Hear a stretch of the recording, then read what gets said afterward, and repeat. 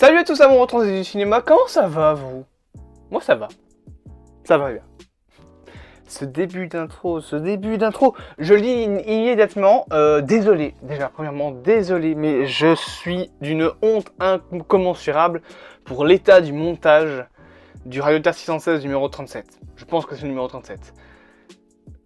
J'ai aucune excuse, à part que je pense que c'est parce qu'il n'y avait pas la mise à jour sur mon logiciel de montage qui avait été faite, donc il a eu un énorme bug durant en fait la production de la vidéo, qui est l'étape, donc après avoir mis le montage, en fait, bah, tu fais une production pour avoir ta vidéo, et après tu la publies sur YouTube. Et je pense que pendant cette étape-là, il y a eu un énorme lag qui a copié des trucs, qui a déplacé des images, c'est pour ça que vous avez un moment de la vidéo qui est cut et copié. Alors que j'ai jamais fait de cut ainsi, je fais pas de cut ainsi dans un Radioterre 616, je cut pas quand je parle, parce que je donne tout d'un bloc. Il y a des images qui sont parties d'un autre côté, des flous d'images qui sont sans images, et l'image en elle-même qui est sans flou 3 minutes après.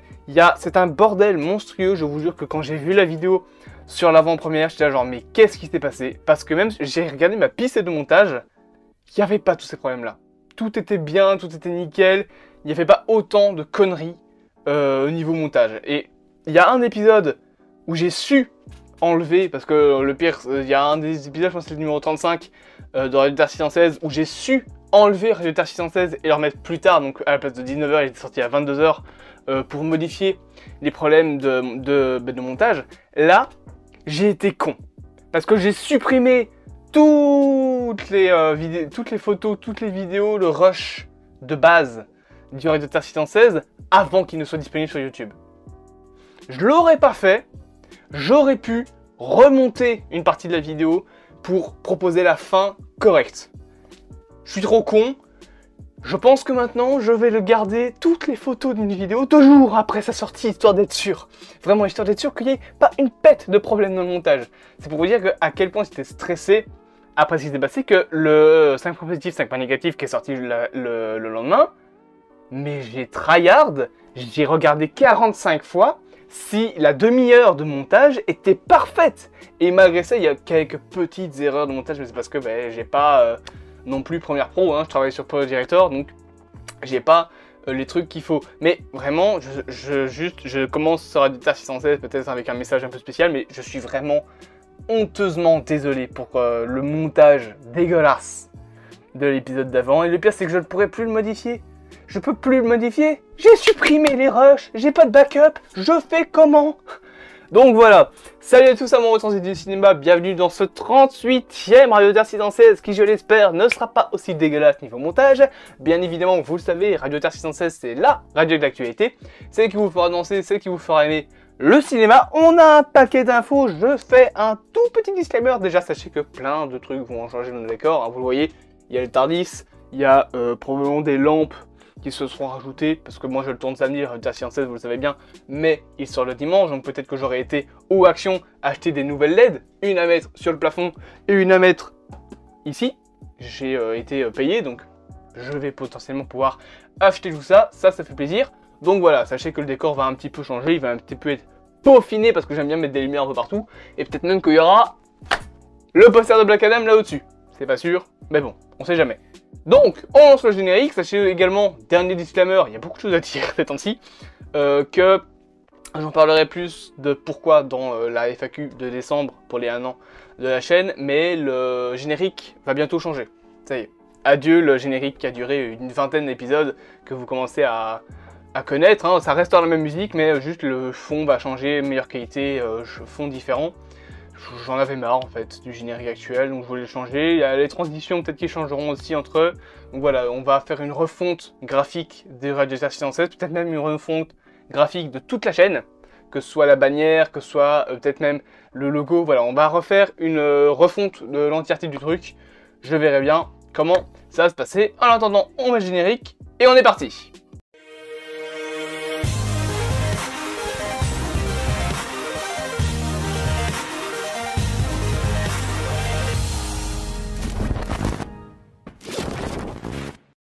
Rubrique numéro 1, Star Wars. Damon Lindelof, qui a travaillé sur une série mais excellente que je vous conseille, qui s'appelle Lost, ainsi que Charmin Obeid Chinoy, je pense que ça se prononce ainsi, qui elle par contre a bossé sur des épisodes de Miss Marvel et qui a été plusieurs fois récompensée, vont ensemble préparer un nouveau film Star Wars. Donc ça fait longtemps qu'on n'a plus d'infos comme quoi qu'un nouveau film Star Wars était en préparation. Je rappelle que le dernier film Star Wars est sorti en 2019. Ça commence à faire long et je le rappelle hein, que actuellement toujours on a en préparation, merci mon texte, donc après la postlogie, on a en préparation plusieurs films, mais sachez déjà que ce nouveau film, donc fait par Damon Lindelof, se passera après la postlogie de Skywalker et normalement on pourrait potentiellement voir des personnages de l'ancienne saga revenir. Et du coup, comme je le disais, sachez que c'est pas le seul film Star Wars qui est en préparation, hein. On a également un film qui sera fait par Taika Waititi, un autre qui sera normalement produit par Kevin Feige, patron de chez Marvel Studios bien évidemment, et également la trilogie de Rian Johnson qui est toujours en discussion pour l'instant. On a également une autre info Star Wars, on sait que Jon Favreau a décrit récemment la série basée sur le personnage de Ahsoka, qui sera en plus normalement la suite de la série Star Wars Rebels. On devrait y retrouver Erza, Sabina, etc. Non, c'est Sabine. Sabina, c'est autre chose. Donc on devrait y retrouver Sabine et Ezra d'ailleurs dans la série. Et bien sachez que il a décrit la série Ahsoka comme une série basée sur une aventure de samouraï. D'ailleurs, c'est pas le premier truc sur Ahsoka qui fait ça, puisque Filoni s'était inspiré déjà d'un film dans le genre qui s'appelait Yojimbo et qui est sorti en 1961 pour l'épisode 5 de la saison 2 de The Mandalorian. Rubrique numéro 2. Je sais pas si ça va fonctionner. Raté. Non, ça fonctionne pas. Docteur Who. Bien évidemment, vous l'aurez compris. Je vous jure que il va fonctionner. Hein.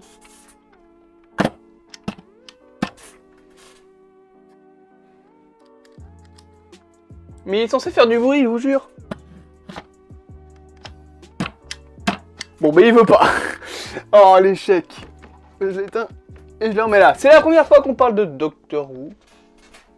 Il y a un truc qui s'est cassé la gueule dans le décor, c'est pas grave.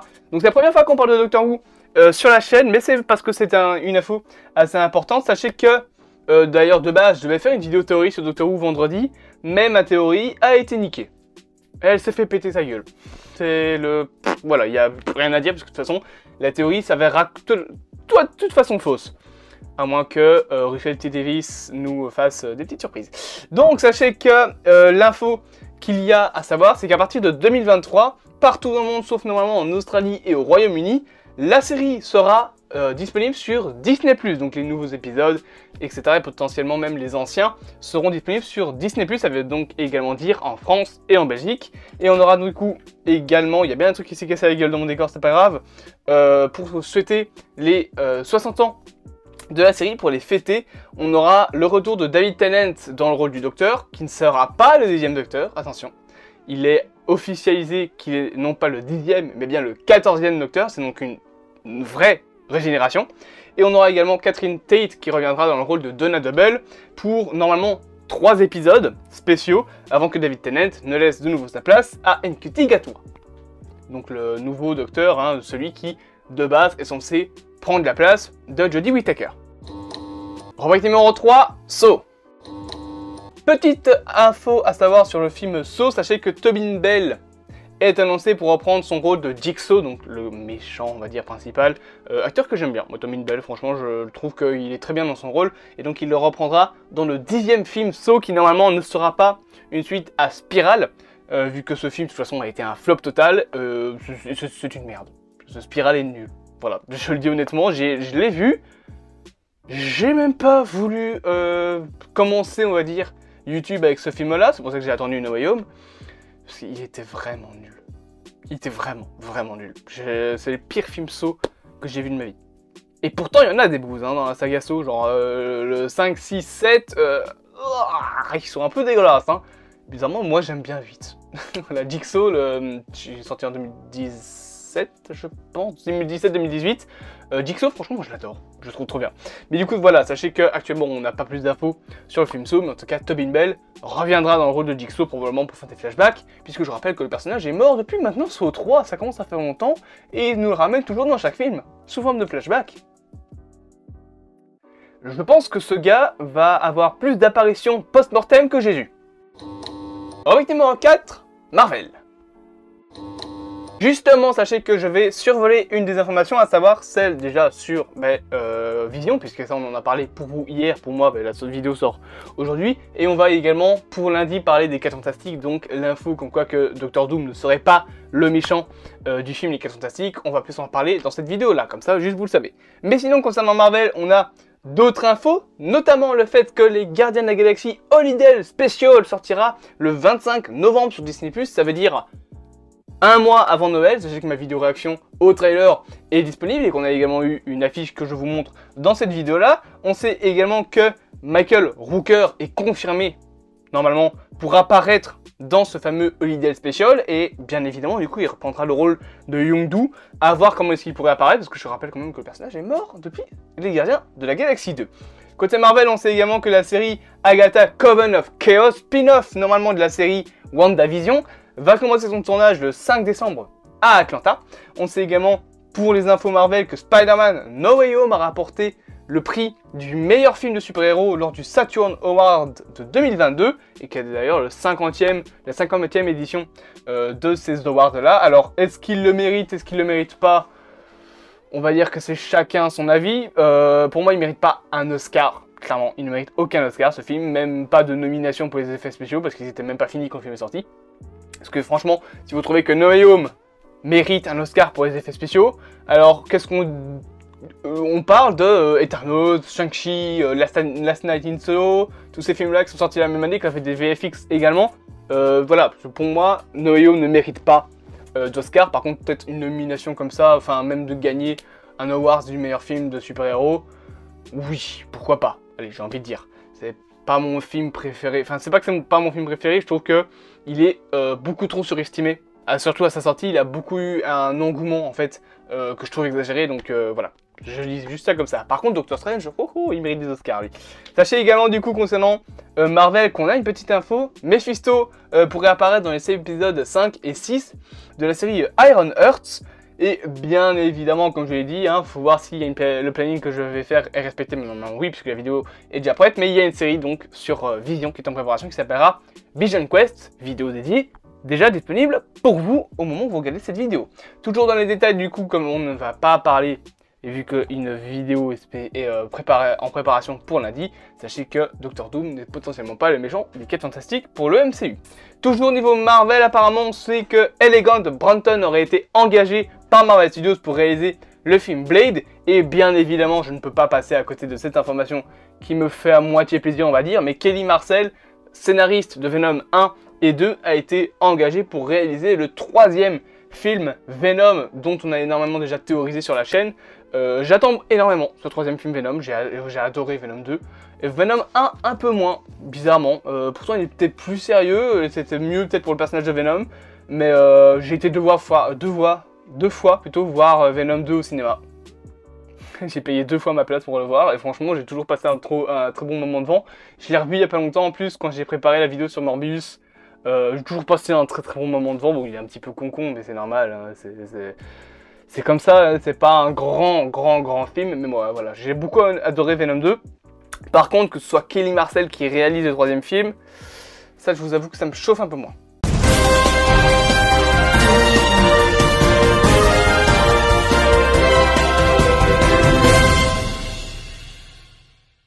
Flash Info, il y a 2 petites infos dans ce Flash Info. Déjà premièrement, sachez que on a les premières images, la première image de la série Fallout qui sera faite par les créateurs de la série Westworld.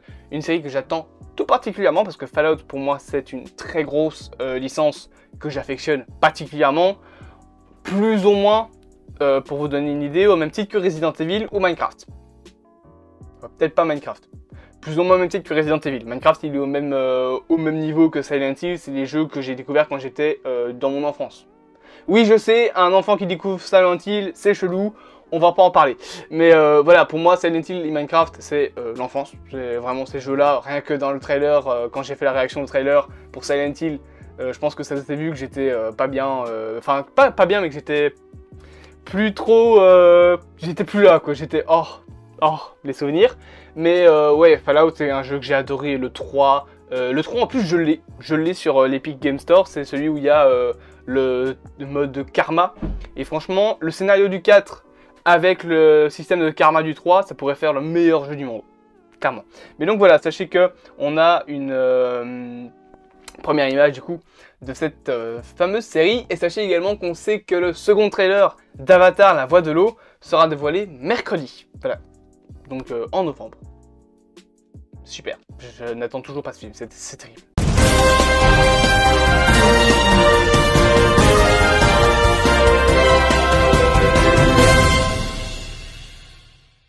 Rubrique numéro 5, DC.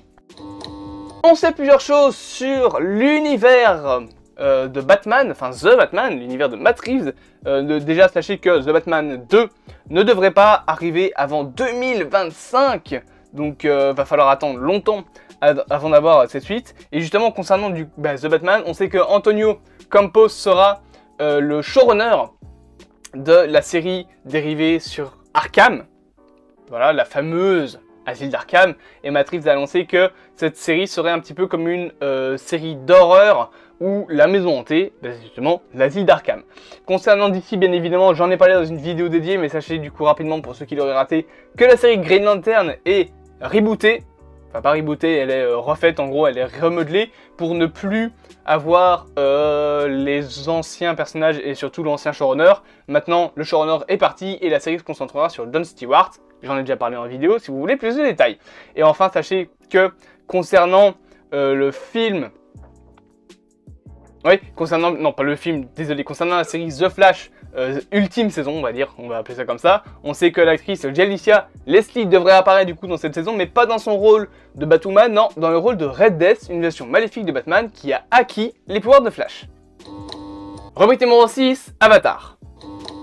Bien évidemment, du coup, je viens d'en parler, hein, deuxième trailer, excusez-moi, mercredi, voilà, comme ça, vous avez l'info 2 fois, mais surtout, concernant Avatar, la voix de l'eau, on a la durée du film, qui sera de 3h10. Je vous avoue sérieusement qu'en sachant ça, je ne sais pas si je vais aller voir le film. Ou du moins au cinéma. 3h10, c'est trop long. Pour moi, c'est trop long. Pour un film comme ça, en fait, c'est trop long. Parce que je l'ai déjà répété souvent sur la chaîne, Avatar, c'est pas un film que j'affectionne. Il est pas mauvais, mais il me passe complètement au-dessus. Et me taper 3 heures de film pour une suite d'un film qui me hype pas plus que ça. Que ce soit pour Avengers Endgame, tu vois, où qui fait ok 3 heures, mais où c'est la fin de toute une saga avec des personnages que j'adore, etc. Ok, je veux bien le concevoir. Mais 3 heures pour un film que j'attends pas vraiment, je sais pas vraiment si j'ai envie de faire ça. Surtout qu'en plus, c'est quoi, il sort quand le film? Il sort le 22 décembre. J'ai autre chose à foutre de ma vie le 22 décembre. Mais bon voilà, je sais pas vraiment si j'irai le voir au cinéma. Et de toute façon, ma critique sera de toute manière disponible, hein, ça c'est sûr. Mais voilà, peut-être qu'elle sera disponible plus en retard parce que je sais vraiment pas si je vais aller le voir. 3h10. Et ils ont prévu 5 films, hein. Je suis dans la merde, moi. En attendant, c'est la fin de ce Radioterre 600. Ouh, qu'est-ce que j'ai fait? C'est la fin de ce Radioterre 607. J'espère qu'il vous aura plu, que vous l'aurez apprécié. Bien évidemment, je vous propose de vous abonner, de partager, de liker et de commenter cette vidéo. Cet épisode est donc fini. Vous me connaissez, je reprends mon clap. Je vous dis à plus à mon retour du cinéma et je coupe la radio.